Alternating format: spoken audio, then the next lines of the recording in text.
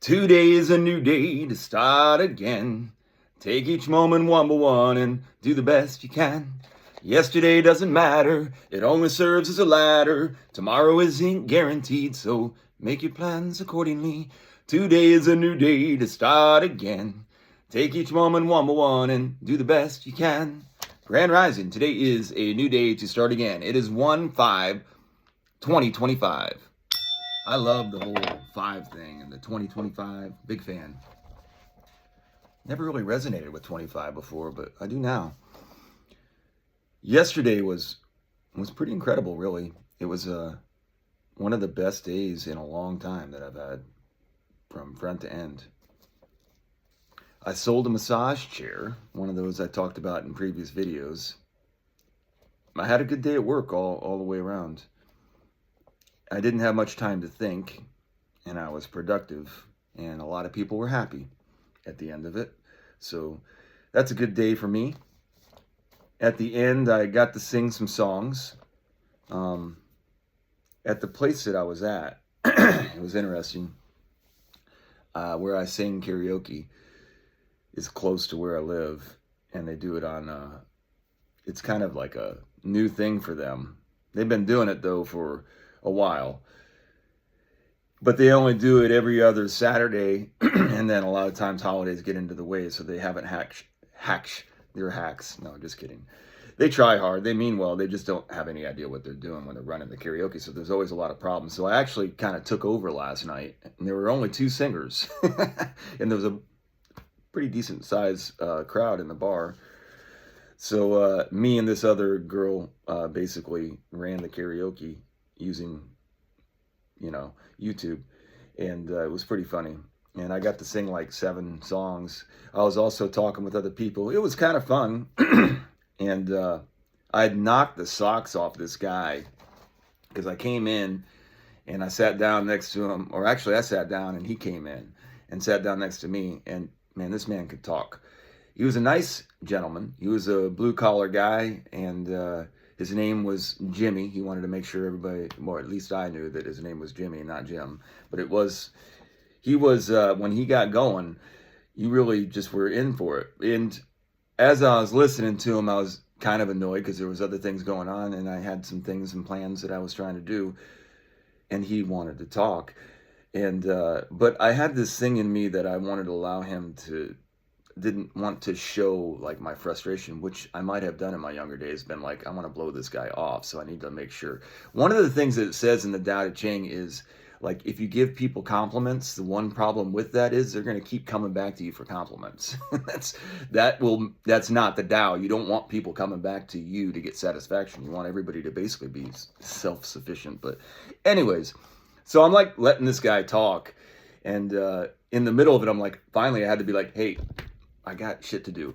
So then I got up and I sang my first song, and when I came back, he was just like floored. He was like, I had no idea that was coming. And then he got very praiseful, and I sang 7 songs, and he continued to praise me the rest of the night, which, talking like, it's like when you're on the golf course and you start hitting the ball really well, and you know how good you have to be a golfer, and the person you're playing with starts like going, oh my gosh, you're just like, no, this is fun though. I'm trying to enjoy, just let me enjoy it. I don't need that kind of pressure. Anyways, but it was enjoyable. I enjoy entertaining people. I enjoy shocking people. That's fun. That was my favorite part, I think, of it, was that when I came back and his like, what was that? And that was cool, because I have been practicing a lot. But praise does make me uncomfortable, just because in my life I just have not done that well with praise. I mean, I do pretty good in the beginning, but I don't know. It's like I'm trying to prove you wrong. No, I'm not that good, I promise. But I felt a lot of love last night, this love that I've been talking about. I danced a little bit. I got a little wiggle going out when I was doing it. And I think that I could do some of that. That takes a lot of talent to be able to sing and dance at the same time, and a lot of practice. And I really have not practiced that much in dancing. So for me to be able to combine those two would be difficult. But I think I would enjoy trying. So maybe I'd do it a little, but I haven't really choreographed anything, but I think I could choreograph. I've got an eye for it, I think. Anyways, that's something I'm going to try to get into a little bit more, trying to really get into more of the rhythm of the music as opposed to the vocalist part of it. But Mo is great. I talked about that yesterday. That momentum, whenever you're really riding some waves, it's fun. And you forget how shitty life was like 5 days ago. But it's really important to treat great days the same as the mundane days and as the worst days in your retrospect. I mean, once you get kind of back to normal. I'm not singing on some kind of a big stage. He talked about Vegas and stuff, like, you should go to Vegas. I can't go to Vegas, man. Be Elvis? Elvis, like, completely train wrecked his whole life in Vegas. Don't carry expectations with you into the next day. Don't carry your great golf shot with you into your next golf shot, because it's important to use the momentum, the wind, but don't let it get to your head, I guess is really the best way to say it. Allow your blessings to bless you. I am so self-destructive in my life. Don't sabotage your blessings. We get that little thing inside of our head that says, like, when things start going really well, like, all right, when's this going to fall apart? Or when am I going to do something to screw this up? Don't overindulge.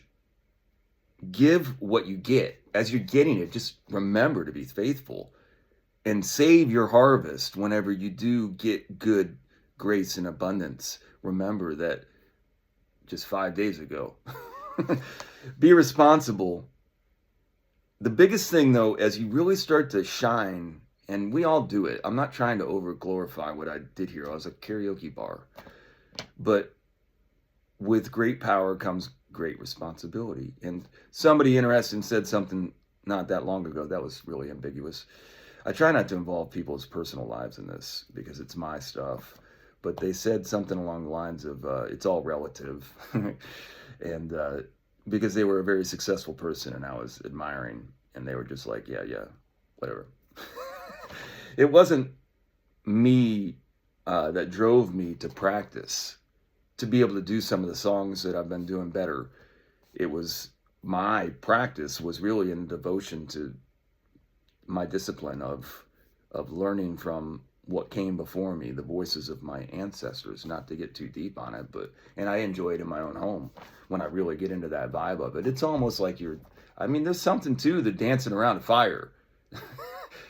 That's one of the things that I really struggle with our society, because we have turned into some of the most beautiful rituals that are really things that we should be indulging in as a community, as opposed to Christmas trees and credit cards. We should be doing fire dances, man, because that'd be fun, and make blankets for each other and stuff like that. I believe the children are the future. Teach them well, let them lead the way. The innocence of children. Whenever they are just, I don't know what age it is, but the age where you're a little bit worried about your kids saying, you're short. Are you a dwarf? Because they don't have any filter, but they are observant. And you really are worried about, like, I'm going to get endearing, I guess. I called my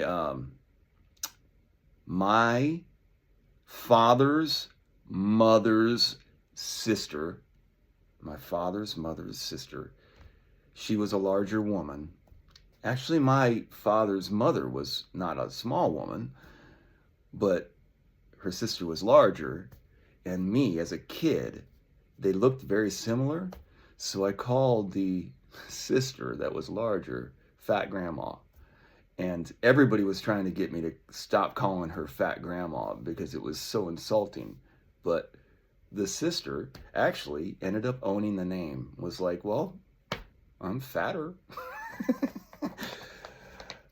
So yeah, I mean, that was really early in my life, and I lost all of those before I really was old enough to understand who they were. These are all just stories that were handed to me, but I just thought that stuff was kind of funny. The one is that kids will say you smell. I mean, they're not trying to hurt you. They're just, you stink. here's a stick of gum. I bought an extra stick of deodorant. I bought a pack of 3 and I had an extra one. Did you want that? I really feel bad for people that have conditions that make others sneer at them and make it uncomfortable for people just to be around you. And I can identify with it because sometimes when I talk, get used to the smell of the farm. That happens whenever you live on a farm and then other people come there, or whenever you're hanging around a campfire doing your dancing and then you go to work the next day but you didn't shower. Well, you smell like campfire. Who's to blame? Who's to blame? Where does blame end? BLAME. Me. I am to blame. I'll take the heat. I'll sacrifice. I'll take one for the team if I believe the team. There is no I in team. My team is my children and those that love my children. And really, you should treat everyone as your child, honestly. I guess that's the best way to live. I play on the team that works for my girls, though. That's personal to me. If you're on my girls' team, then I am on your team. My girl, talk about.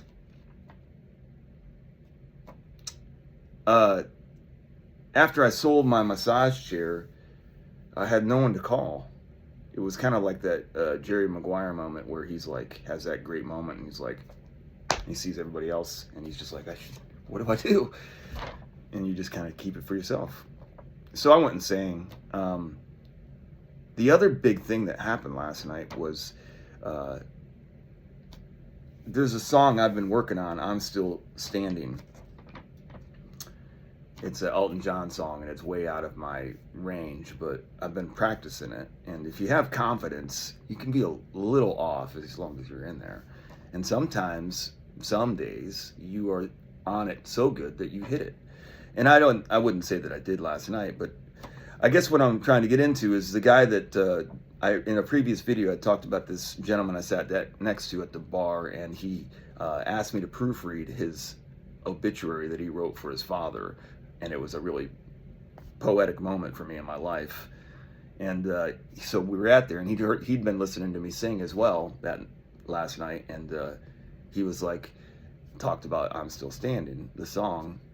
And he knew how difficult that song was to sing because he loves that song. And he was like, will you try that for me? And I was like, well, I've been practicing it. I'll give it a go. And I did it. And it wasn't perfect, but he got a big kick out of it because I did try hard and I was out there trying to sing I'm Still Standing by Elton John, which is pretty hard to pull off. And but he really liked it and he appreciated my efforts, and that filled my cup for a while. These moments like that. That's what I think you need to do when you have great moments, is you grab that moment and you hold it. You don't try to get too big with it, but because it isn't that big of a moment. But he did more for me than I did for him. But because I sang and practiced that song for the Spirit, like I contributed to that was for me, like in my moments in these, whenever I'm doing these videos, sometimes I sing too. And so he was a witness. And that's what I think I loved about it, is the idea of being a witness. So it's funny, we all talk about this God, and what I'm talking about is be a witness to the way. If your God has a favorite, then it is not supreme. Like if you're ordering pizzas, your God doesn't have all the flavor, then it's probably not the supreme. The Tao is great. Be a witness to the Tao. Do great. Be great. Have a great day out there.